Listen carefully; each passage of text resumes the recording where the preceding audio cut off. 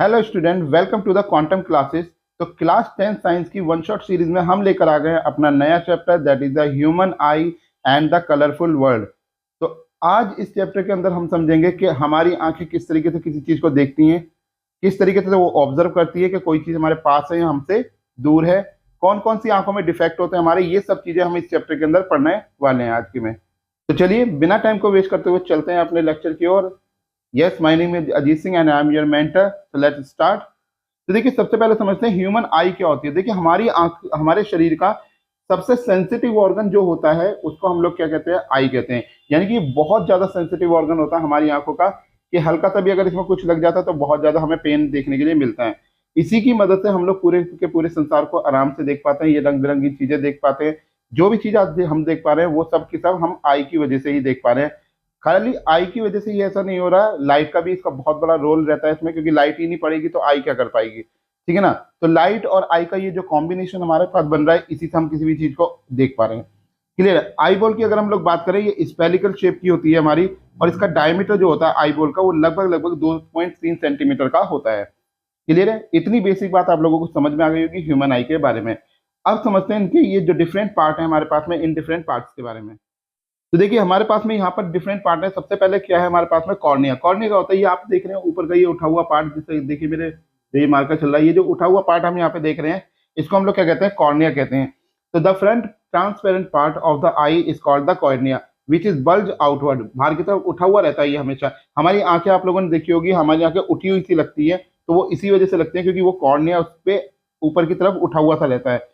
क्या होता है, सबसे पहले जो लाइट होती है वो एंटर करती है हमारी आंखों में इस कॉर्निया के सहारे से ही। यानी कि सबसे पहले लाइट इसी में जाएगी, तो हम इसको एक तरह से विंडो ऑफ द आई भी कह सकते हैं, कि हमारी आंखों में सबसे पहले जो लाइट जा रही है वो इसी की वजह से जा रही है। Light enter the I through a thin membrane called the cornea. ठीक है ना, ये एक बहुत ही थिन मेम्ब्रेन होती है, ठीक है ना, जिसकी वजह से लाइट अंदर की ओर एंटर कर पाती है। पर देखिए, ट्रांसपेरेंट है तो जनरल सी बात है, रिफ्रैक्शन का फिनोमिना आपको यहाँ पर देखने के लिए मिलेगा। क्लियर है। कॉर्निया के बाद अगर हम लोग बात करें, यहाँ पर दूसरा हमारा पार्ट है आइरिस। अब आइरिस क्या होता है, behind the cornea a circular diaphragm called the iris. हमारी आंखों में आपने देखा होगा एक कलर वाला पार्ट रहता है। एक तो होता है पूरा व्हाइट व्हाइट सा, और व्हाइट के बिल्कुल सेंटर में एक कलर वाला पार्ट होता है, उसी पार्ट को हम लोग क्या कहते हैं, यहाँ पे आइरिस कहते हैं। ठीक है ना। जो आइरिस होता है, the iris has the muscle and the colour pigment. Iris के पास में क्या होती है, मसल्स होती हैं और साथ में कलर पिगमेंट भी होते हैं। The colour of the I depend on it. जो हमारी आंखों का रंग होता है वो भी हमारे किस पे डिपेंड करता है, हमारी आइरिस पे ही डिपेंड करता है। The function of iris is to regulate the amount of light entering the eye by adjusting the size of the pupil। देखिए, इसका दूसरा काम क्या होता है कि कितनी लाइट हमारी आंखों में जाएगी और कितनी नहीं जाएगी, इसको भी डिसाइड हमारी आइरिस ही करता है। अगर मान लो लाइट की इंटेंसिटी बहुत ज्यादा हाई देखने को हमें मिल रही है, तो लाइट की इंटेंसिटी हाई होने की वजह से हमारे लेंस को कोई नुकसान ना पहुंचे, इसलिए जो पीपल का साइज होता है हमारा, यानी कि ये वाला पार्ट जो आप यहाँ पे देख रहे हैं, ये आगे की तरफ को ये जो होल आपको दिखाई देता है, ये जो पीपल वाला साइज होता है, इसका क्या कर देता है, ये साइज को छोटा कर देता है, जिसकी वजह से क्या होता है कि हाई इंटेंसिटी वाली लाइट हमारी कम हमारी आंखों में जाती है और हम चीज को देख पाते हैं। इसी तरीके से अगर हमारी लाइट क्या है, वो बहुत डिम है, बहुत ही कम आ रही है, तो उस केस में ये प्यूपिल का साइज जो होता है वो उसको बढ़ा देता है, और जिसकी वजह से लाइट ज्यादा से ज्यादा आंखों में एंटर करती है और हम चीज को अच्छे से देख पाते हैं। क्लियर है। चलिए आगे बात करते हैं। तीसरा पार्ट है हमारे पास में सिलेरी मसल। सिलेरी मसल क्या होती है, ये जो मसल्स आप यहाँ पर देख रहे हैं, ये वाली मसल्स है हमारी सिलेरी मसल। ठीक है ना, ये जो मसल आप यहाँ पे देख रहे हैं, ये हमारी क्या है, सिलेरी मसल्स होती हैं। अब ये सिलेरी मसल होती क्या है, क्या काम है इनका, तो these muscle hold the lens in the position. ये लेंस की जो पोजीशन है आप देख रहे हो ना, लेंस के साथ अटैच है ये, तो लेंस की जो पोजीशन होती है इसको होल्ड करने का काम करती है हमारी सिलेरी मसल। ठीक है ना। The focal length of and hence converging power of the eye lens is not fixed. हमारी जो फोकल लेंथ होती है वो फिक्स नहीं होती, कन्वर्जिंग पावर भी फिक्स नहीं होती, ये एडजस्टेबल होती है, और ये एडजस्टेबल होती है सिर्फ और सिर्फ सिलेरी मसल की वजह से। ठीक है ना, किसकी वजह से होती है, हमारी सिलेरी मसल की। यानी कि मेन काम इसका कर रहा है ये हमारा, कि हमारी ये जो लेंस है, लेंस को होल्ड करने का काम कर रहा है एक, और दूसरा हमारी जो कन्वर्जिंग हो रही है उसको भी ये देख रहा है यहाँ पर। क्लियर है। नेक्स्ट बात होती है प्यूपिल। अब प्यूपिल क्या होता है, the black hole present at the centre of the iris is called the प्यूपिल। अब आपने देखा ये आगे की तरफ हमारे पास क्या था, आइरिस था, जैसे मैं ये पीले कलर से आपको करके दिखा रहा हूँ, ये आइरिस है। अब ये आइरिस के आगे आप देख रहे हैं ये वाला पार्ट, आपको इससे नहीं दिख रहा होगा, मैं कलर बदलता हूँ। ये देखिए, ये वाला जो पार्ट है आपको, जिसमें मैं डार्क सा कर रहा हूँ, ये हरा था, ये वाला पार्ट जो है, ये वाला पार्ट होता है हमारे पास में प्यूपिल का। ठीक है ना। अब ये जो प्यूपिल होता है हमारे पास में क्या होता है, the black hole present at the centre of the iris. हमारी आइरिस के सेंटर में क्या होता है, एक ब्लैक सा पार्ट प्रेजेंट होता है, उसको हम क्या कहते हैं, प्यूपिल कहते हैं। प्यूपिल का काम होता है control and regulate the amount of light entering the eye, कि हमारी आंखों के अंदर कितनी लाइट जाएगी कितनी लाइट नहीं जाएगी, इसको कंट्रोल करने का काम हमारा कौन करता है, प्यूपिल करता है। आइरिस और प्यूपिल एक तरह से मान लो दोनों एक जैसे ही काम कर रहे हैं, यहाँ पर कुछ कुछ था। क्लियर है सभी को?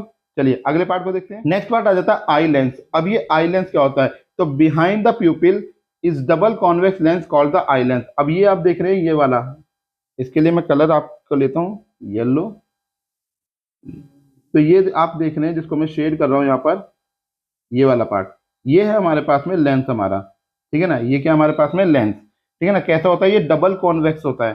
कैसा होता है, डबल कॉन्वेक्स होता है। It is made up of transparent flexible tissue. किसका बना होता है ये, ट्रांसपेरेंट फ्लेक्सिबल टिश्यू का बना होता है। And is held position ciliary muscle, ठीक है ना। और ये क्या है, सिलेरी मसल की वजह से ये यहाँ पर होल्ड करके रखा हुआ है। अगर सिलेरी मसल हट जाए तो हमारा लेंस यहाँ पर टेक नहीं पाएगा। The eye lens form an inverted image of the object on the retina. Retina पर ये कैसी इमेज बनाता है, हमारी इन्वर्टेड इमेज बनाता है। इन्वर्टेड इमेज क्योंकि रियल होती है, इसलिए हमारे पास में ये जो लेंस बनाता है हमारी कैसी इमेज बनाता है, रियल इमेज बनाता है। The change in the curvature of the eye lens can दस चेंज इट्स फोकल लेंथ। अगर हमारे पास में क्या होगा यहाँ पर कि आई लेंस का कर्वेचर अगर चेंज होगा तो हमारी फोकल लेंथ में भी चेंज आएगा। जैसे कभी हम छोटी कर लेते हैं, बड़ी कर लेते हैं, करते हैं ना हम अपने आप से, तो हमारा ये चेंज देखने के लिए मिलता है। अब रेटिना क्या होती है कि behind the eye lens and at the back part of the eye ball there is a screen called the retina. हमारी आंखों के पीछे यहाँ पर ये जो आप पार्ट देख रहे हैं इसको हम लोग कहते हैं यहाँ पर रेटिना। ये हमारी क्या कहलाती है, रेटिना कहलाती है। On which the image is form, जहाँ पर हमारे क्या है, लेंस के द्वारा। अब मान लो कहीं लेंस से ऐसे कोई कुछ आई तो मान के चलेंगे ऐसे कि हमारी जो लेंस है ये लाइट ऐसे आई, अब ऐसे आकर ये ऐसे इन्वर्टेड इमेज यहाँ पर क्या कर देगी, बना देगी, ठीक है ना। कैसी इमेज बना देगी, ये इन्वर्टेड इमेज यहाँ पर बना देगी। अब इसके बनने पर हमारे पास में क्या है, इसने इमेज तो फॉर्म कर दी। The retina is delicate membrane having enormous number of light sensitive cell. अब हमारी जो रेटिना के पास होते हैं ना, बहुत सारी लाइट सेंसिटिव सेल होती हैं, ठीक है ना। जनरली तो हम लोग उन्हें दो टाइप में पढ़ते हैं, एक हम पढ़ेंगे यहाँ पर रोड टाइप में, रोड टाइप की सेल होती है, और एक होती है हमारी कॉन टाइप की सेल, ठीक है ना। दूसरी क्या होती है, कॉन टाइप की सेल होती है। अभी आगे मैं इसको डिटेल में बताता हूँ। क्लियर है, यहाँ तक तो आपको समझ में आ गया रेटिना का। अब देखिए रोड टाइप सेल क्या होती है हमारी, it respond to the intensity of the light. हमारी जो रोड टाइप की सेल होती है ये हमारी इंटेंसिटी ऑफ लाइट को बताती है, यानी कि ब्राइटनेस जब लाइट की होती है उसको हमारा बताने का काम कौन करता है, हमारी रोड टाइप सेल करती है। लेकिन जो कॉन टाइप सेल हमारे पास में होती है उसका काम होता है एक तो रेस्पॉन्ड टू द कलर, यानी कि कौन सी कलर की लाइट आ रही है इसको बताना, साथ में डिम लाइट को भी रेस्पॉन्स करके यही बताती है हमारी कि ये लाइट जो आ रही है हमारे पास में वो कैसी आ रही है, डिम लाइट आ रही है।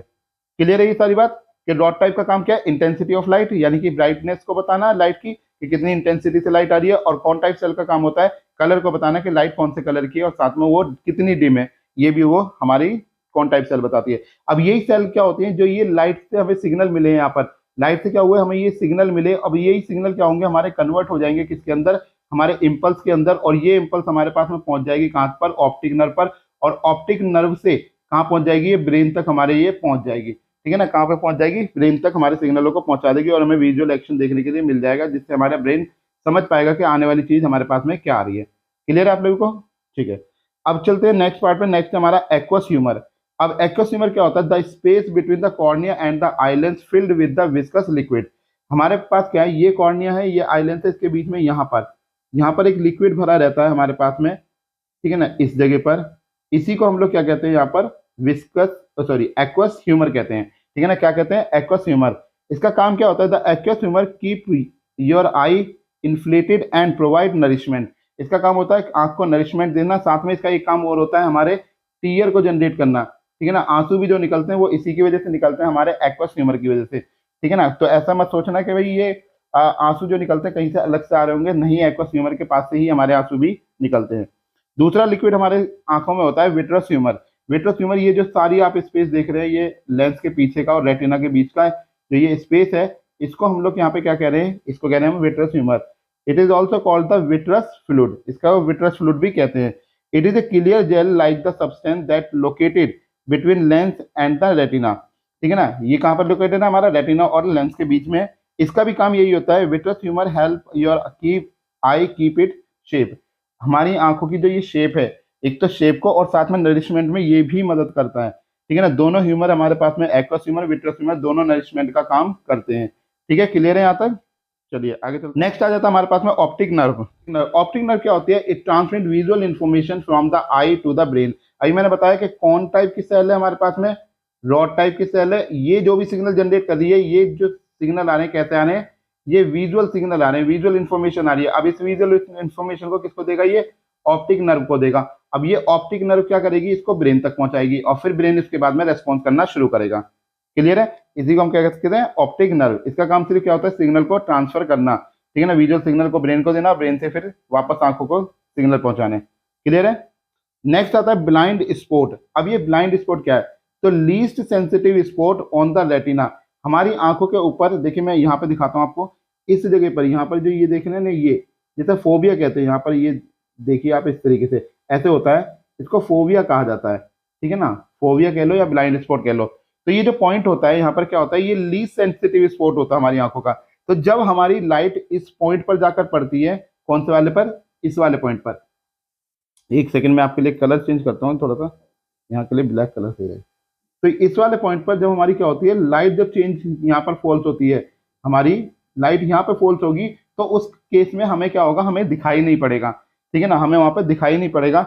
इसी की वजह से ये इश्यू हमें यहाँ पर आता है कि हमारा जो लाइट है वो हमें दिखाई नहीं पड़ रही, मतलब ऑब्जेक्ट हमें दिख नहीं रहा। तो इस स्पॉट को हम लोग कहते हैं ब्लाइंड स्पॉट कहते हैं। क्लियर है? इस स्पॉट को क्या कहते हैं? ब्लाइंड स्पॉट कहते हैं। अब ये कलर ब्लाइंडनेस किसे कहा जाता है? तो कलर ब्लाइंडनेस क्या होता है कि when a person can not distinguish between the different colours, यानी कि ये पहचान नहीं कर पाता। मान के चलो यहाँ पर रेड कलर है, फिर ब्लैक कलर है, ब्लू कलर है, ठीक है ना, आपके ऐसे मल्टीपल कलर, बहुत सारे कलर यहाँ पे दे रखे हैं। अब वो व्यक्ति मान लो इन कलरों को देख रहा है, उसने रेड को पहचान लिया, ब्लैक को पहचान लिया, लेकिन ब्लू को जब देख रहा तो वो भी इसे ब्लैक ही दिख रहा है, वो भी इसे कैसा दिख रहा है? ब्लैक ही दिखाई दे रहा है। इसका मतलब कि इसको ब्लू कलर नहीं दिखाई देता सही से, उसे कैसा दिखता है? ब्लू कलर ब्लैक जैसा दिखता है। मतलब इसे ब्लू कलर के लिए क्या हो गया? ब्लाइंडनेस हो चुका है, यानी कि इसे ब्लू कलर नहीं दिखाई देता, ब्लू की जगह क्या दिखता है? ब्लैक दिखता है। यही चीज हमारे फेसबुक के मालिक के साथ हुई थी, जिसने फेसबुक बनाया था, उसे सब कुछ ब्लू ब्लू दिखाई दे रहा था।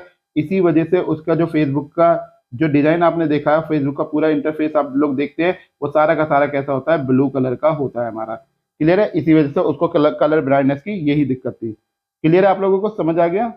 चलिए आगे चलते हैं। नेक्स्ट हमारे पास में पावर ऑफ एकोमोडेशन ऑफ आई क्या होता है। देखिए, हमारी आंखों की कुछ क्षमता होती है और उसके बेस पर हमारी क्या करती है? आंखें एडजस्ट करती हैं उसकी फोकल लेंथ को, यानी कि वो देखती हैं कि कोई चीज कितनी पास है, कितनी दूर है, ठीक है ना। उसको देखने की जो हमारी पावर होती है, हमारी जो कैपेसिटी होती है, इसी चीज को कहते हैं हम लोग accommodation. The ability of the eye lens to adjust its focal length is called the accommodation. इसी को हम क्या कह रहे हैं? यहाँ पर एकोमोडेशन कह रहे हैं। Focal length can be change with the help of the ciliary muscle. इसकी जो फोकल लेंथ है, इसको हम क्या कर सकते हैं? चेंज कर सकते हैं। फोकल लेंथ को क्या कर सकते हैं हम यहाँ पर? चेंज कर सकते हैं। किसकी मदद से? सिलेरी मसल की मदद से ये फोकल लेंथ चेंज हो जाती है। अब देखो, जिस समय पर हमारी जो सिलेरी मसल है, जब वो रिलैक्स होती है, तो उस समय पर जो लेंथ होता है वो थिन हो जाता है और फोकल लेंथ उसकी इंक्रीज कर जाती है, ठीक है ना। जब आपकी सिलेरी मसल कैसी होंगी? रिलैक्स होंगी। रिलैक्स होंगी तो हमारे पास में क्या होगा? लेंस कैसा रहेगा? थिन हो जाएगा और फोकल लेंथ क्या कर जाएगी? आपकी इंक्रीज कर जाएगी। अब ये सिलेरी मसल रिलैक्स कब होती होंगी? तो ये जब रिलैक्स होती है, जब कोई ऑब्जेक्ट फार रखा होता है, यानी कि दूर रखा होता है, ठीक है ना। सिलेरी मसल रिलैक्स जब होती है जब ऑब्जेक्ट बहुत दूर होगा, यानी कि जिसे देखने में कोई दिक्कत नहीं है, जैसे चांद तारे सूरज हम लोग ये देख रहे हैं ना, तो इनको देखने में हमें कोई दिक्कत नहीं है, आराम से हम देखते रहते हैं। उस समय पर हमारी सिलेरी मसल रिलैक्स कंडीशन में होगी, हमारा लेंस थिन होगा और हमारी जो फोकल लेंथ होगी वो इंक्रीज हो जाएगी। क्लियर है? लेकिन जब हमारी सिलेरी मसल जो है वो कॉन्ट्रैक्ट करती हैं, ठीक है ना, तो लेंस उस समय पर थिक हो जाता है, मोटा हो जाता है और फोकल लेंथ क्या कर जाती है? डिक्रीज कर जाती है। तो ये कब करेंगे हमारे पास में? ये फार पॉइंट पर करनी, तो जनरल सी बात है, ये नियर ऑब्जेक्ट के लिए करेंगी। कोई ऑब्जेक्ट जब बहुत पास होता है ना, तब उसको देखने में बहुत जोर पड़ता है आंखों पे, ये बात तो आप लोगों ने देखी भी होगी। क्लियर है? तो समझ आ गया पावर ऑफ एकोमोडेशन ऑफ आई क्या होता है। इसी में एक चीज और समझेंगे, परसिस्टेंस ऑफ विजन किसे कहते हैं? परसिस्टेंस ऑफ विजन, मैं इसको थोड़ा साफ लिखता हूं, एक सेकंड रुकिए। देखिए, persistence of vision, persistence of vision, अब ये होता क्या है? देखिए, किसी भी ऑब्जेक्ट को जब हम देखते हैं तो उसका 1/16 टाइम हमें वो चीज जो है सामने दिखाई देती है, यानी कि एक सेकंड में, इसको सिंपल वर्ड में मैं समझा रहा हूँ, एक सेकंड में अगर 16 इमेजें हमारे आंखों से गुजरेंगी तो वो हमें फोटो जैसी ही लगेंगी। लेकिन अगर 16 से ज्यादा इमेज हमारी आंखों से गुजरती हैं, यानी कि मान लो 24 इमेज गुजर गई, 28 इमेजेस गुजर गई या 32 इमेज गुजर गई, जितनी भी मतलब 16 से ज्यादा ही अगर हो रही है, तो उस केस में हमें जो वो ऑब्जेक्ट होगा, जो वो फोटो होगी, वो चलती हुई नजर आएगी। इसलिए हमारी जितनी भी वीडियोस बनाई जाती हैं, जितने भी कैमरेज होते हैं, वो 1 सेकंड के अंदर हम लोग क्या करते हैं, बहुत सारी फोटो खींचता है। जैसे हम लोगों ने देखा होगा कि हमारे कैमरे वैमरे के अंदर या हमारी वीडियो के अंदर हम लोग देखते हैं कि फ्रेम पर सेकंड पे हम लोग बात करते हैं, फ्रेम पर सेकंड। अब ये फ्रेम पर सेकंड क्या है, यानी कि 1 सेकंड के अंदर वो कितने फ्रेम उसके बना रहा है, कितनी वो पिक्चर क्लिक कर रहा है। तो हम लोग क्या करते हैं, ज्यादातर केसेस में हम लोग 60 FPS पे बात करते हैं। 60 FPS, यानी कि हमारी जो आंखें हैं वो क्या देख रही हैं कि 1 सेकंड में वो 60 चित्रों को एक साथ चला देता है, जिसकी वजह से हमारी आंखों को लगता है कि ये तो जो है मूवी चल रही है या कोई फिल्म चल रही है। वो सब चीज चलती रहती है, वो चलती हुई हमें नजर आती है। वो इसी वजह से, क्योंकि हमारी आंखों की टेंडेंसी है 16 इमेज की, लेकिन हमें दिखाई जा रही है 60 पर, तो इसलिए वो हमें स्मूथली चलते हुए दिखाई देते हैं चित्र। क्लियर है, समझ आ गई दोनों बात, पावर ऑफ एकोमोडेशन भी समझ आ गया, पर्सनल ऑफ विजन भी आपको समझ आ गया होगा। चलिए आगे, तो नेक्स्ट है हमारे पास में लीस्ट डिस्टिंक्ट विजन। नेक्स्ट क्या हमारे पास में, लीस्ट डिस्टिंक्ट विजन। अब लीस्ट डिस्टिंक्ट का मतलब होता है नियर बाय, ठीक है ना, यानी कि वो मिनिमम डिस्टेंस जिस पर हम किसी भी ऑब्जेक्ट को क्लियरली देख सकते हैं। Minimum distance eight which the object can be seen most distinctly without strain. हमें कोई जोड़ नहीं डालना पड़ रहा, कुछ नहीं करना पड़ रहा, आराम से हम ऑब्जेक्ट को देख पा रहे हैं, उसे हम कहते हैं लीस्ट डिस्टिंक्ट विजन। जो किसी भी नॉर्मल आई के लिए लीस्ट डिस्टिंक्ट विजन होता है, वो कितना होता है, 25 सेंटीमीटर का होता है, ठीक है ना, एक नॉर्मल आई के लिए। यानी कि हम 25 सेंटीमीटर तक के ऑब्जेक्ट को बड़े आराम से देख सकते हैं बिना किसी आंखों पर स्ट्रेन डाले, ठीक है। इसी तरीके से दूसरा होता है हमारे पास में far point of the I. Far point क्या होता है, वो दूर से दूर का पॉइंट जिस पर हम किसी भी ऑब्जेक्ट को क्लियरली देख सकते हैं, उसे बोलते हैं फार पॉइंट ऑफ द आई। अब जो हमारा फार पॉइंट होता है वो कहाँ पर होता है, इन्फिनिटी पे होता है। हमें सूरज, चांद, तारे ये हमें दिखाई पड़ते हैं, इसका मतलब वो अच्छे से दिखाई पड़ रहे हैं, तो वो हमारा क्या है, इन्फिनिटी पॉइंट होता है। क्लियर है, चलिए अगले पे बात करते हैं। नेक्स्ट आ जाता है हमारे पास में defect of vision and their correction. अब हमारी आंखों में कितने प्रकार के दोष देखने के लिए मिलते हैं, तो सबसे पहले जो हमारे पास में डिफेक्ट आता है वो आता है मायोपिया। अब मायोपिया क्या होता है, इसमें जो व्यक्ति होता है जिसको मायोपिया की दिक्कत होती है, वो पास के ऑब्जेक्ट को तो बहुत अच्छे से देख लेता है, लेकिन उसको दूर का ऑब्जेक्ट देखने में काफी दिक्कत आती है, ठीक है ना। A person can see near by object clearly but can not see distant object distinctly, ठीक है ना, दूर के ऑब्जेक्ट को वो अच्छे तरीके से नहीं देख पाता। अब इसकी क्या होता है, ये डिफेक्ट क्यों होता है, क्या कारण होता है इसका, तो देखिए क्या होता है, a person with this defect has the far point nearer the then infinity. जो उसका फार पॉइंट होता है, यानी कि जो पॉइंट इन्फिनिटी पे होता है, वो आगे सरक जाता है, ठीक है ना। जो फार पॉइंट होता है उसका वो कहाँ पे आ जाता है, वो आगे की तरफ समझ जाता है। जैसे आप डायग्राम के अंदर देख रहे हैं, जैसे यहाँ पे देखिए हमारे पास में, तो यहाँ पर इसका पॉइंट ये सरक गया, मैं इसको ब्लैक करता हूँ। ये जो पॉइंट आप देख रहे हैं यहाँ पे सरक गया, इसका पॉइंट कहाँ से था, इन्फिनिटी से इस पॉइंट पर ये सरक गया है। अब यहाँ पर ये सरक गया, तो अब इसको मुझे करेक्ट करना है, तो इसकी पहले कारण समझ लेंगे। तो क्या क्या होते हैं इसके, in a myopic eye the image of the distant object form in front of the retina. अब यहाँ पे देखिए इसका ये दूर से रखने की वजह से क्या हुआ, यहाँ पर इसका जो स्ट्रक्चर है, ये यहाँ पर ये इमेज रेटिना की जगह यहाँ पर आ गई है, इस पॉइंट पर आ गई। रेटिना पे बननी चाहिए थी, इस पॉइंट पर बननी चाहिए थी, लेकिन आ कहाँ पे गई, इस पॉइंट पर आ गई, ठीक है ना। तो यानी कि जो उसका फार पॉइंट था, जो उसका इन्फिनिटी का पॉइंट था, वो नियर आ गया है, ठीक है ना। और जो उसकी इमेज है वो रेटिना पे ना बन के रेटिना से पहले बनना शुरू हो जाती है। अब इसका कारण क्या होता है, axis curvature, excessive curvature of the eye lens, कि उसका कर्वेचर क्या हो जाता है, वो बढ़ जाता है। Elongation of the eye ball, ठीक है ना, और साथ में क्या होता है, आई बॉल भी इलोंगेट कर जाती है। क्लियर है। अब इससे बचा कैसे जा सकता है, कैसे इसको ठीक करा जा सकता है, तो this defect can be corrected by using the suitable power of the concave lens. तो हम इसको क्या कर सकते हैं, करेक्ट कर सकते हैं कॉन्केव लेंस की मदद से। हम इसको क्या कर सकते हैं, करेक्ट कर सकते हैं कॉन्केव लेंस। जैसे कि मैंने डायग्राम में आप देखेंगे तो ये हमने लगा रखा है यहाँ पे कॉन्केव लेंस, ये जो आप देख रहे हैं यहाँ पर, ये लग रहा है हमारा कॉन्केव लेंस। तो कॉन्केव लेंस क्या करता है, लाइट को डाइवर्ट करता है। यहाँ पे ये थोड़ा सा डाइवर्ट करेगा तो इसका जो इन्फिनिटी पॉइंट है वो पीछे पहुंच जाएगा, ठीक है ना। अब पीछे पहुंचेगा तो उसके बाद में क्या होगा, ये आराम से इसको मर्ज करके दिखा देगा, ठीक है ना, और हमारा रेटिना पे इमेज बन जाएगी। क्लियर है आपको। चलिए आगे, नेक्स्ट डिफेक्ट आता है हमारे पास में हाइपरमेट्रोपिया। अब हाइपरमेट्रोपिया में क्या होता है, इसको फार साइटेडनेस भी कहते हैं। जैसे पीछे वाले को मायोपिया को हम लोग क्या कहते हैं, शॉर्ट साइटेडनेस कहते हैं, इसी इसको हाइपरमेट्रोपिया को फार साइटेडनेस कहते हैं। अब इसमें क्या होता है, जो ऑब्जेक्ट होता है, या हम कह सकते हैं कि जो पर्सन होता है जिसको हाइपरमेट्रोपिया की दिक्कत होती है, वो दूर के ऑब्जेक्ट को तो बहुत अच्छे से देख पाता है, लेकिन पास के ऑब्जेक्ट को वो साफ साफ नहीं देख पाता है, उसे पास के ऑब्जेक्ट देखने में दिक्कत आती है, ठीक है ना।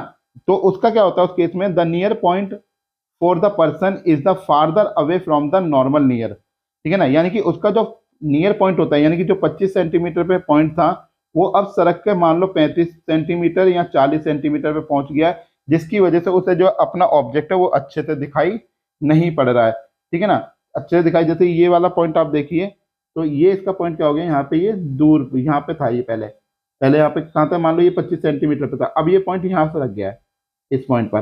ठीक है ना, क्या हो गया, अब इसकी वजह से इसका क्या हो गया यहाँ पर कि जो इसकी इमेज बन रही है वो कहाँ पर जाके बनती है, बिहाइंड द रेटिना जाके बनती है। कहाँ बनती है, बिहाइंड द रेटिना जाके बनती है, जिसकी वजह से इसको जो ऑब्जेक्ट है वो नियर का अच्छे से दिखाई नहीं दे पाता है।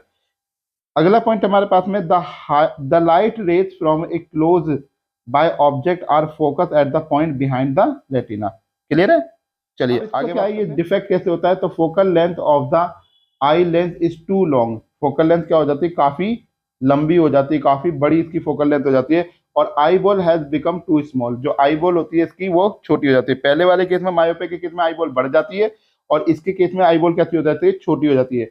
अब इस डिफेक्ट को अगर मैं ठीक करना चाहता हूँ कि ये डिफेक्ट मेरा ठीक हो जाए, तो इसको हम लोग क्या कर सकते हैं, कॉन्वेक्स लेंस की मदद से हम इसको ठीक कर सकते हैं। ठीक है ना, कौन से लेंस की मदद से ठीक कर सकते हैं, कॉन्वेक्स लेंस की मदद से आप क्या कर सकते हैं, अपने इस डिफेक्ट को ठीक कर सकते हैं। क्लियर है, समझ आ गया हाइपरमेट्रोपिया में क्या होता है। चलिए तीसरा डिफेक्ट समझते हैं हम अपना। तीसरा डिफेक्ट है हमारा यहाँ पे प्रेस बायोपिया। अब ये प्रेस बायोपिया क्या होता है, ये एक ऐसी समस्या होती है जो खासकर ओल्ड एज के लोगों में देखने के लिए मिलती है, जिसमें उनको दूर की पास की दोनों ही नजरें उनकी क्या हो जाती है, कमजोर होना शुरू हो जाती हैं। तो the defect due to which an old person can not read and write comfortably, this defect is called the presbyopia और old sightedness.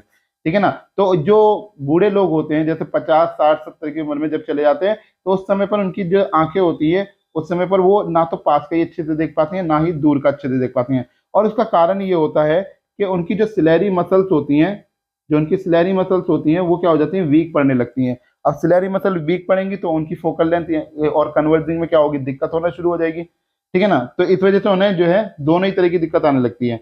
Eye lens loses it's flexibility और इलास्टिसिटी। आई लेंस अपनी flexibility को छोड़ देते हैं, यानी कि छोड़ नहीं देते हैं, कम कर देते हैं, बहुत ज्यादा कम हो जाती है, जिसकी वजह से उन्हें ये दिक्कत आती है। नियर पॉइंट रिसीड्स अवे, जो उनका पास का पॉइंट होता है 25 सेंट, जो हाइपरमेट्रोपिया वाले के साथ हो रहा था, 25 सेंटीमीटर से दूर चला जाता है फ्रॉम द आई, जिसकी वजह से ये दिक्कत आती है। अब इस डिफेक्ट को दूर किया जा सकता है किसकी मदद से, बायफोकल लेंस की वजह से। यानी कि अगर आप बायफोकल लेंस लाते हो, ठीक है ना, तो उसकी मदद से हम लोग इसको दूर कर सकते हैं, इस परेशानी को दूर कर सकते हैं। इसमें कॉनकेव लेंस भी लगेगा और कॉन्वेक्स भी लगेगा।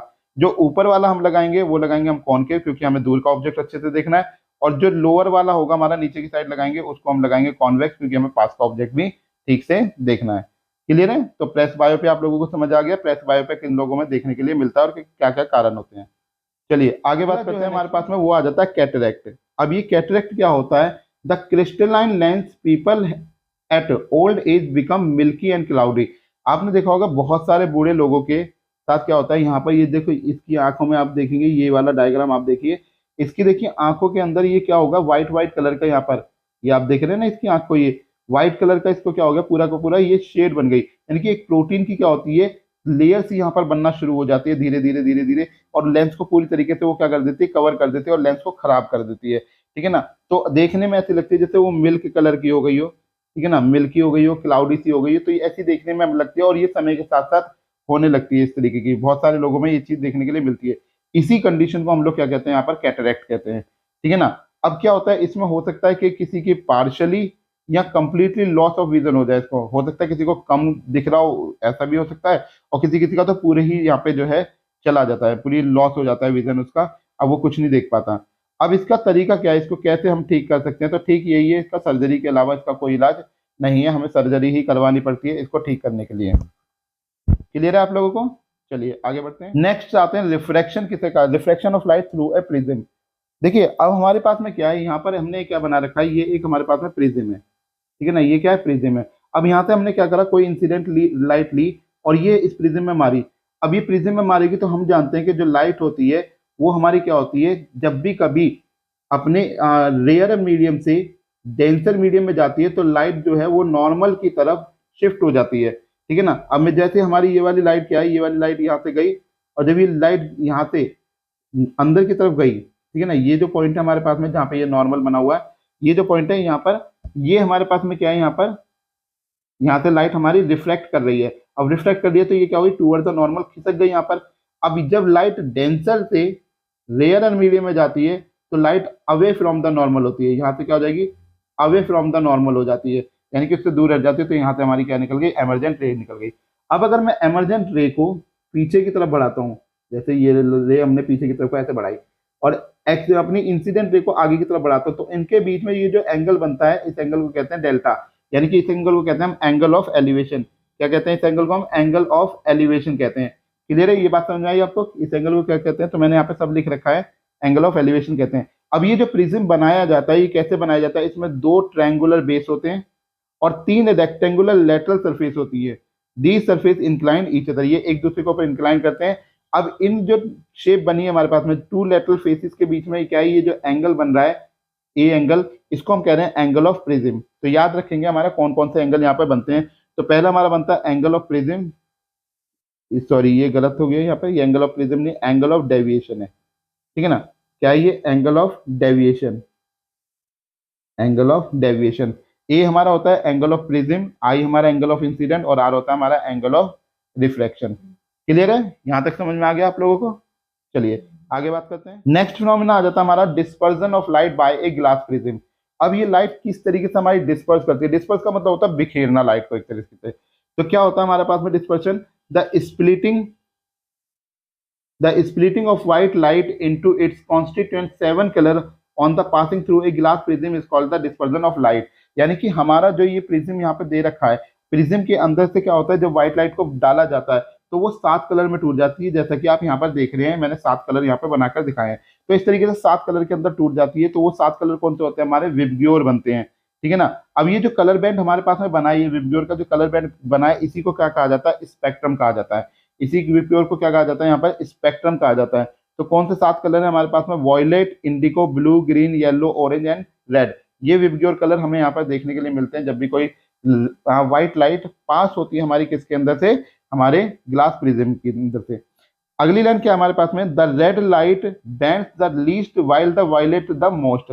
हमारी जो रेड लाइट होती है वो कम बैंड होती है as compare to the violet के। यार देखो ना यहाँ पर कि वायलेट कहाँ से बैंड होती हुई आ रही है, और ये हमारी देखो कितनी जल्दी बैंड हो गई, ठीक है ना। तो हमारी लीस्ट बैंड कौन सी होती है, रेड होती है, और हमारी जो सबसे ज्यादा बैंड होने वाली लाइट है वो कौन सी है हमारे पास में, वो वायलेट होती है हमारे पास में। अब एक चीज और यहाँ पे याद रखेंगे जो कि मैंने इसमें नोट्स में नहीं लिखी है, मैं ऐसे ही बता दे रहा हूँ आप लोगों को, कि अगर मैं बात करूँ लैम्डा की, लैम्डा होती है वेवलेंथ, तो वेवलेंथ जो है वो रेड की ज्यादा होती है, ब्लू की कम होती है, रेड की ज्यादा और ब्लू की आप क्या कहेंगे, कम होती है, ठीक है ना। और अगर मैं बात करूं फ्रीक्वेंसी की, अगर मैं बात फ्रीक्वेंसी की करूं, तो वो फ्रीक्वेंसी जो होती है वो रेड की कम होती है और ब्लू की ज्यादा होती है। यानी कि जैसे जैसे मैं विबग्योर से वी से आई की आर की तरफ बढ़ूंगा तो मेरी वेवलेंथ बढ़ेगी, वी से अगर मैं आर की तरफ बढ़ूंगा तो मेरी वेवलेंथ बढ़ेगी, लेकिन अगर मैं आर से वी की तरफ आऊंगा तो मेरी फ्रीक्वेंसी बढ़ेगी, ठीक है ना। क्या कह रहा हूं मैं, आर से अगर आप वी की तरफ जा रहे हो तो आपकी क्या बढ़ रही है यहाँ पर, फ्रीक्वेंसी, ठीक है ना, फ्रीक्वेंसी बढ़ रही है। और अगर आप वी से आर की तरफ जा रहे हो तो आपकी वेवलेंथ यानी लैम्डा इंक्रीज होगा। क्लियर है, समझ आ गई इतनी बात। चलिए आगे देखते हैं। नेक्स्ट हम बात करते हैं, देखो आइजैक न्यूटन ने क्या करा था, उसने सबसे पहले ये ग्लास प्रिज्म वाला एक्सपेरिमेंट करके देखा था कि भाई ग्लास प्रिज्म से कैसे लाइटें बिखरती हैं। अब उसने क्या करा, उसने सोचा कि भाई अगर मैं 7 लाइटें यहाँ पर निकाल सकता हूँ तो मैं अगर एक प्रिज्म और सीधा करके लगा दूं, उसने एक प्रिज्म तो लगा ही रखा था, दूसरा प्रिज्म और उसने सीधा करके लगा दिया। उसने सोचा कि 7 तो इसमें से निकले हैं, अब इसके बाद देखते हैं और मल्टीपल ढेर सारे कलर यहाँ से निकल जाने चाहिए।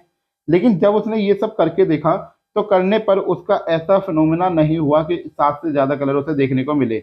तो अब जब उसे ये कलर देखने के लिए नहीं मिले तो उसने क्या करा, जितना जो उसका जो पहले वाला प्रिज्म था उतने ही सेम साइज का, सेम डायमेंशन का उसने दूसरा प्रिज्म लिया और उसको उसके इन्वर्ट में लगा दिया। जैसे ये आप देख रहे हैं ये इन्वर्टेड लगा हुआ है, इसका उल्टा होकर लगा हुआ है, ये सीधा है और ये उल्टा लगा हुआ है। तो इन्वर्टेड करके लगाया, तो जब उसने ऐसे करा इन्वर्टेड लगाया तो इन्वर्टेड लगाने के बाद में यहाँ से लाइट गई। अब लाइट जाके पहले तो क्या हुई, डिस्पर्स हुई, पहले तो डिस्पर्स हुई, उन्होंने कलर बनाए। अब कलर बनाने के बाद में जो वो उल्टा वाला जो प्रिज्म था उसमें कलर वापस जाकर क्या होगा, मर्ज होगा, और मर्ज होने के बाद में वापस उसे व्हाइट लाइट देखने के लिए मिल गई। क्लियर है, यहीं से उसे आइडिया आया था कि भाई सनलाइट भी तो इसी तरीके से काम करती है, जो रेनबो वेम्बो बनते हैं वो ऐसे ही तो बनते हैं। ये सब चीजों का आइडिया उसे इस एक्सपेरिमेंट के बाद ही आया था। क्लियर है आप सभी लोगों को। चलिए आगे, नेक्स्ट आता है रेनबो। रेनबो क्या होता है?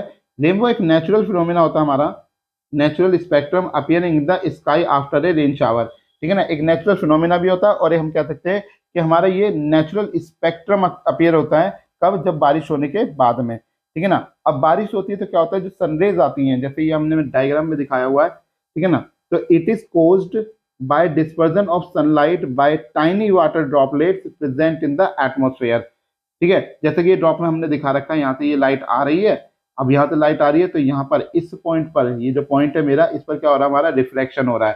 ठीक है ना, क्योंकि लाइट एक मीडियम से दूसरे मीडियम में चेंज हो रही है।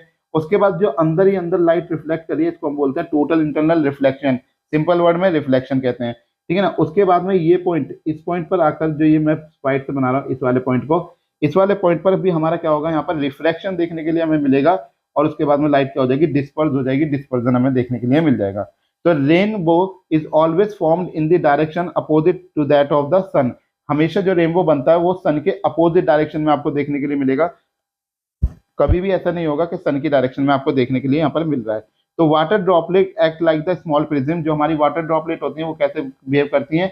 एक प्रिज्म की तरह बिहेव करना शुरू कर देती हैं। The refract and the disperse the incident sunlight, then reflect internally and finally reflect it again when it come out of the rain drop. अब जब ये क्या हुआ, इसके अंदर गई, पहले रिफ्लेक्शन करा, फिर अंदर कर गई, जब इसके अंदर अंदर से टकराई तो फिर उसने टोटल इंटरनल रिफ्लेक्शन करा। ठीक है ना, कि अंदर ही अंदर रिफ्लेक्ट हो रही है। उसके बाद जब वो बाहर निकली तो उसने फिर से इस वाले पॉइंट पर उसने रिफ्रैक्शन की फिनोमिना करी, और तब जाके लाइट को जब मल्टी कलर में उसने बिखेरा तो इसको हम कहते हैं डिस्पर्जन। तो यानी कि सीक्वेंस आप याद रखेंगे कि पहले रिफ्रैक्शन होता है, फिर रिफ्लेक्शन होता है, फिर रिफ्रैक्शन होता है, और फिर डिस्पर्जन होता है। ये चार सीक्वेंस अगर आप याद रखेंगे तो आपको पता रहेगा कि इसमें कौन कौन सी चीजें चल रही हैं। क्लियर आप लोगों को समझ आ गया? यहाँ तक सारे कॉन्सेप्ट समझ आ गए?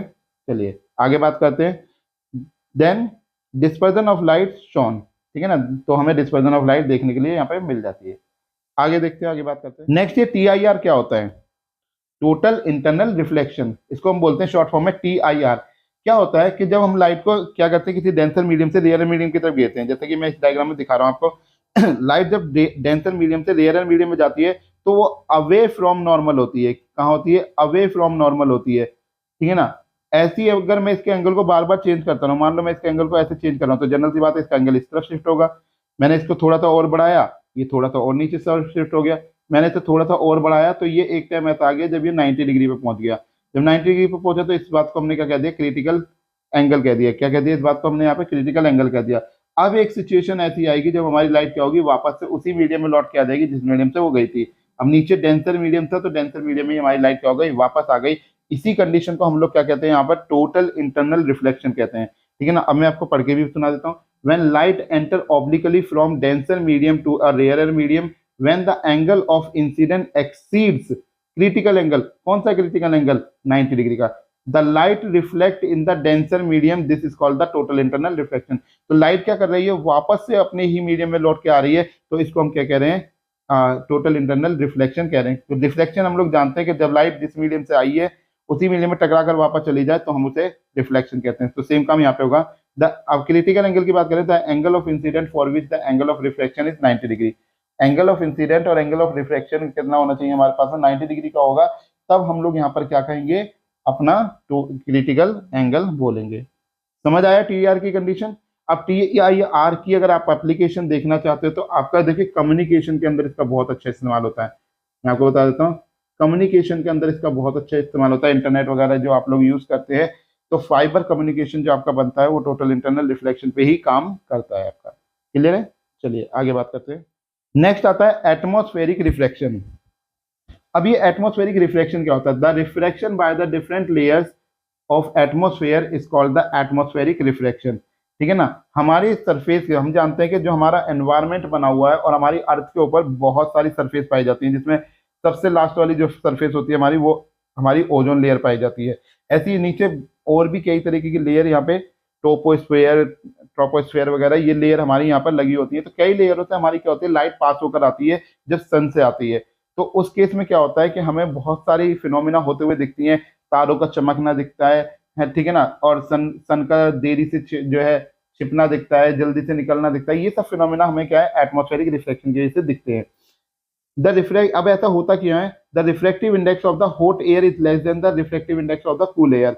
हमारा जो रिफ्लेक्टिव इंडेक्स होता है हॉट एयर का वो ज्यादा होता है, सॉरी, रिफ्लेक्टिव इंडेक्स जो होता है हॉट एयर का, जो रिफ्लेक्टिव इंडेक्स होता है हॉट एयर का वो कम होता है as compared to the cool air. General सी बात है, क्योंकि हमारी हॉट एयर ऊपर रहती है और जो कोल्ड कूल एयर होंगी वो नीचे की तरफ होंगी, ठीक है ना, उनकी डेंसिटी भी ज्यादा होगी, उनकी डेंसिटी कम होगी तो वो ऊपर की तरफ चली जाती हैं। The physical condition of the medium are not constant, इस वजह से जो उसकी फिजिकल कंडीशन होती है मीडियम की वो कांस्टेंट नहीं होती। अब कांस्टेंट नहीं होती तो लगातार बदल रही है, तो due to the changing the reflective index of medium the light depends, light appear to come from the different direction. तो लाइट हमें जो है अलग अलग डायरेक्शन से आते हुए दिखती है, इसी वजह से हमें क्या होता है, ये फ्लक्चुएशन अपरेंट होती है हमारी पोजीशन ऑफ द ऑब्जेक्ट के लिए। यानी कि अब ये तारे वारे जो चमकेंगे वो इसी वजह से चमकते हैं क्योंकि हमारे पास में फ्लक्चुएशन होने लगती है ऊपर के एनवायरमेंट की वजह से, क्योंकि एनवायरमेंट हमारा जो है वो कांस्टेंट नहीं है, ठीक है ना, एनवायरमेंट हमारा कांस्टेंट नहीं है। क्लियर है यहाँ पर? चलिए अगला, ट्विंकलिंग ऑफ स्टार, तारे क्यों टिमटिमाते हैं इसकी हम लोग बात करते हैं। तो देखिए, twinkling of star is due to the atmospheric reflection. ये जो तारों का चमचमाना होता है, तारों का जो टिमटिमाना होता है, ये हमारा किसकी वजह से होता है, एटमॉस्फेरिक रिफ्लेक्शन की वजह से होता है। तो अभी मैंने बताया आपको, the amount of light coming from the stars also vary due to the changing reflective index of the atmosphere. जो लाइट सूरज से आ रही है, सूरज से आने वाली लाइट क्या होती है, जैसे ही हमारे एनवायरमेंट में एंटर करती है तो वहाँ का रिफ्लेक्टिव इंडेक्स चेंज होता है। अब रिफ्लेक्टिव इंडेक्स एक बार तो वहाँ पे क्या हुआ, पहले तो वो बिना मीडियम के आई थी, अब मीडियम एक आई किसी तरह एंटर करी तो पहले होता है हॉट एयर मिली, तो हॉट एयर में रिफ्लेक्टिव इंडेक्स उसका क्या होता है, कम होता है तो वो वहाँ से एक बार क्या कर जाती है, रिफ्लेक्ट कर जाती है। उसके बाद में हमारे पास में जब वो कूल एयर में आती है तो एक बार फिर रिफ्लेक्ट करती है, जिसकी वजह से हमारे को क्या दिखता है, वो टिमटिमाते हुए दिखते हैं। The star appear bright when more light from the star reaches our eyes, ठीक है ना, जो स्टार्स होते हैं वो अपीयर दिखते हैं हमें, कहते हैं ब्राइटनेस दिखती है। कभी वो हमारे को डिम डिम दिखाई देते हैं, कभी डल दिखाई देने लगते हैं, कभी वो हमारी आंखों तक ढंग से लाइट नहीं पहुंचा रहे होते हैं, ठीक है ना। तो इसी वजह से, इसी फिनोमिना को हम लोग क्या कह देते हैं इसके रेस्पॉन्स में, ट्विंकलिंग ऑफ स्टार, के तारे टिमटिमाने। जैसे ही आपको छोटा सा बालक एक देख रहा होगा कि ये जो है ये खड़े होकर यहाँ पे तारों को देख रहा है, तारे की एग्जैक्टली पोजीशन यहाँ पर है, लेकिन उसे अपीयर कहाँ पे हो रहा है, इस पोजीशन पर। तो वो देख कहाँ रहा है, उसको देख यहाँ रहा है, लेकिन वो एक्चुअली तारा है यहाँ पर इस पोजीशन पर। तो इसी को हम लोग क्या कहते हैं, ट्विंकलिंग ऑफ स्टार्स। क्लियर है? चलिए अगले पे देखते हैं। नेक्स्ट आता हमारा advance sunrise and delay sunset. तो देखिए, ये भी हमारी जो फिनोमिना होती है ये किसकी वजह से होती है, एटमॉस्फेरिक रिफ्लेक्शन की वजह से ही होती है। हमें क्या होता है, जो सन होता है हमारा वो विजिबल दिखाई पड़ता है, यानी कि हमें विजिबल होता है कब, 2 मिनट पहले। हमारी एक्चुअल सनराइज की जो टाइमिंग होती है उससे 2 मिनट पहले हमें दिखाई देने लगता है, और 2 मिनट बाद में ये छिपता हुआ हमें दिखाई देता है, लेकिन एक्चुअली 2 मिनट पहले उससे वो छिप चुका होता है। जैसे कि मैंने ये डायग्राम दिखा रखा है, हमारी ये अर्थ है और अर्थ के एटमॉस्फेयर पे मान लो ये हम खड़े हुए हैं कहीं पे यहाँ पर, ठीक है ना। अब यहाँ पर जो सन की एक्चुअली ये होरिजन पोजीशन पर है, ठीक है ना, हमारा सन है यहाँ पर, लेकिन एक्चुअली में हमें सन दिख कहाँ पे रहा है, इस पोजीशन पर, ठीक है ना, हॉरिजन पोजीशन पर है, लेकिन हमें एक्चुअली में दिख रहा है इस पोजीशन पे दिख रहा है, क्योंकि हमारी आंखों में जो रोशनी आ रही है यहाँ से, तो लाइट जो निकली, अब वो निकली तो वो हमारे एनवायरमेंट से होकर गुजरी ना, ये भारी हमने एनवायरमेंट माना, ये जो मैंने गोल सा डॉटेड में बनाया ये हमारा एनवायरमेंट है। अब जो एनवायरमेंट से यहाँ से गुजरी तो हमारी क्या हुई, यहाँ पर रिफ्लेक्शन फिनोमिना हुआ, जिसकी वजह से लाइट जो है हमें वो अलग पोजीशन से आती हुई दिखाई दी, जिसकी वजह से हमें ऐसा लगता है कि सन जो है हमारा वो जल्दी निकल गया और देर से छिप रहा है। क्लियर है? लेकिन हम मानते नहीं है कि सन जो है जल्दी निकल रहा है या देर से छिप रहा है, पर एक्चुअली में ये फिनोमिना होता है हमारा। क्लियर आप लोगों को? चलिए आगे बात करते हैं। नेक्स्ट आता है हमारे पास में स्कैटरिंग ऑफ लाइट। अब ये स्कैटरिंग ऑफ लाइट क्या होता है, तो spreading of light in various direction by collared particle. अब आपने देखा होगा, मान लो यहाँ पर मैं एक कंटेनर ले लेता हूँ, मान लो ये मेरा कंटेनर है। अब इसमें मैंने क्या करा, कुछ कोलाइड मिला लिए, कुछ कोलाइड डाल लिया यहाँ पर। यहाँ पे हमने क्या करी, एक यहाँ पे हमने बना ली, एक मान लो ये हमने बनाई यहाँ पर टॉर्च, ये हमारी टॉर्च है। अब टॉर्च से जो लाइट निकलेगी, लाइट ऐसे गई। अब यहाँ पे ऐसे तो जाएगी नहीं, जनरल सी बात है, क्योंकि लाइट मीडियम बदल रही है, तो यहाँ से गई, यहाँ से टकराने के बाद में लाइट क्या करेगी, अपने पाथ में चेंजेस करेगी कुछ ऐसे, क्योंकि भाई रिफ्लेक्शन का फिनोमेना हो रहा है ना, तो लाइट क्या करेगी, यहाँ से अपनी डायरेक्शन को चेंज करेगी। अब ये डायरेक्शन ऐसी भी हो सकती है और ऐसे भी गुजर सकती है, तो ये अलग अलग डायरेक्शन में होकर लाइट क्या होगी, यहाँ पे चलेगी। वो पार्टिकल्स पे भी डिपेंड करेगा कि पार्टिकल वहाँ पे कैसे हैं। अब ये ऐसे अलग अलग डायरेक्शन में होकर यहाँ पे लाइट चलना शुरू होगी, तो यहाँ से जब रोशनी आएगी तो कुछ इधर जा रही होगी, कोई इधर जा रही होगी, कोई ऐसे, तो अलग अलग डायरेक्शन में हमें स्कैटर होते हुए लाइट दिखाई देती है। किसमें? कोलोइड पार्टिकल के अंदर। कोलोइड समझते होंगे कि यहाँ पे कोलोइड पार्टिकल क्या होता है हमारे पास में, कोलोइड होता है दो या दो से ज्यादा चीजों को जब मिलाया जाता है तो उसको कोलोइड कहा जाता है। अब टिंडल इफेक्ट किसे कहा जाता है? When light passes through a colloid it's pass become visible. अब जैसे मान के चलो अंधेरा कमरा है, मान लो ये हमने एक टॉर्च ले ली, ये हमारी एक टॉर्च है, ठीक है ना। अभी मान लो ये पूरा कमरा अंधेरा और इसमें बहुत सारे डस्ट पार्टिकल हैं, लेकिन अभी मुझे एक भी पार्टिकल ये वाला नहीं दिखाई दे रहा। और यहाँ पे मान लो ये हमारे चिंटू भैया खड़े हुए हैं, ठीक है ना, ये हमारे चिंटू भैया यहाँ पर खड़े हुए हैं। अब ये देख यहाँ पे खड़े हुए हैं, अभी ना कुछ दिखाई नहीं दे रहा। जैसे ही यहाँ से कोई लाइट आएगी, जैसे ही यहाँ से क्या होगा, चिंटू भैया की आंखों में ये लाइट पहुंचेगी, तो इसके पास में ये छोटे छोटे जो पार्टिकल्स हैं यहाँ पर ये विजिबल होना शुरू हो जाएंगे। ये उनको दिखेंगे ऐसे भागते हुए यहाँ पर, कि यहाँ पर जो है बहुत सारे डस्ट पार्टिकल होंगे। लेकिन जब तक वो डस्ट पार्टिकल क्या होंगे, जब तक वो एक ब्राइटनेस की जगह पर होंगे तो वो पार्टिकल हमें नहीं दिखाई देते नॉर्मली। लेकिन उस बीम ऑफ पाथ पर, यानी कि जो ये बीम मैंने बनाई है, बीम ऑफ पाथ पर हमें वो सारे पार्टिकल दिखना शुरू हो जाएंगे। और जब दिखेंगे तो इसी इफेक्ट को हम कहेंगे टिंडल इफेक्ट, ठीक है ना। इसका मैंने एग्जांपल दिया है, path of the light become visible when light enters a dark and dusty room through a slit और वेंटिलेटर। स्लिट का मतलब कुछ नहीं होता, मान लो ये कोई कार्डबोर्ड है, अब इसमें छोटा सा होल बना लो तो ये स्लिट हो गया, ठीक है ना। यहाँ आप लंबा लंबा भी बना लोगे पतला पतला सा काट के तो वो भी स्लिट हो गया। तो स्लिट आपका यही होता है, किसी छेद को स्लिट कहा जाता है, ठीक है। चलिए आगे बात करते हैं। नेक्स्ट पॉइंट है हमारे पास में यहाँ पर, the colour of the scatter light depend on the size of the scattering particle. जो कलर होता है लाइट का वो डिपेंड करता है कि हमारा जो जिस पार्टिकल से वो टकरा रही है वो पार्टिकल कितना बड़ा है और कितना छोटा है। अगर मानो फाइन पार्टिकल है, कोई छोटा सा पार्टिकल हमारे पास हो रहा है, स्केटर मेनली ब्लू लाइट, तो ये ज्यादातर ब्लू लाइट को यहाँ पर क्या करेगी, स्कैटर करेगी, ठीक है ना। While particle of large size scatter light of the longer wavelength. अब लॉन्गर वेवलेंथ में आपके पास में कोई भी हो सकती है, यहाँ पे विबग्योर आपको मैंने कलर दिए हुए हैं, यहाँ पे VIBGYOR विबग्योर। अब विबग्योर में सबसे ज्यादा अच्छी वेवलेंथ तो इसकी होती है, तो ज्यादातर चांसेस है कि इसको जब बड़े पार्टिकल्स आएंगे तो वो रेड कलर को स्कैटर करेगी, और जब छोटे पार्टिकल आएंगे तो वो वी को, यानी कि अपने वॉयलेट कलर को ज्यादा स्कैटर करेगी। क्लियर है?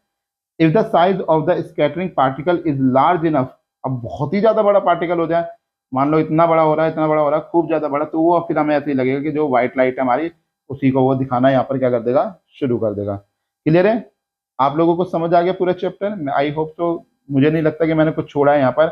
अगर आप लोगों को यहाँ पर सब कुछ सही लगा, आप लोगों को लग रहा है कि सब कुछ समझ में आ गया, तो ओके। नहीं तो अगर आप लोगों को ऐसा लग रहा है कि भाई कहीं पर मुझे ये वाला टॉपिक नहीं समझ पाया, तो आप मुझे कमेंट में जरूर डालिएगा कि सर ये वाली जगह हमें दिक्कत आ रही है, यहाँ पर आप मुझे ये बताइए कि ये वाली चीज़ किस तरीके से होगी, तो मैं आपके जवाब जरूर दूंगा, ठीक है ना। आप अपने डाउट यहाँ पर पूछेंगे, जो भी आपका डाउट होगा वो आप डाउट जरूर यहाँ पर डालेंगे। जब कमेंट करेंगे जब भी मुझे पता लग पाएगा कि आपके डाउट क्या है। क्लियर है यहाँ पे सभी को? चलिए, तो फिर यहीं पे लेते हैं अपने जो है लेक्चर को, करते हैं यहाँ पे खत्म अपने, ठीक है ना। अगर वीडियो पसंद आ रही है तो चैनल को आप सब्सक्राइब जरूर कर दीजिएगा, अपने दोस्त यारों में शेयर कर दीजिएगा, वीडियो को जो है लाइक कर दीजिएगा अपनी वीडियो को, क्योंकि ये आपकी अपनी ही वीडियो है, ठीक है ना। लाइक करिएगा और ज़्यादा से ज़्यादा लोगों को शेयर करिएगा। चलिए मिलते हैं आपसे अगली वीडियो में, तब तक के लिए लेते हैं आपसे अलविदा। Thank you very much, see you again.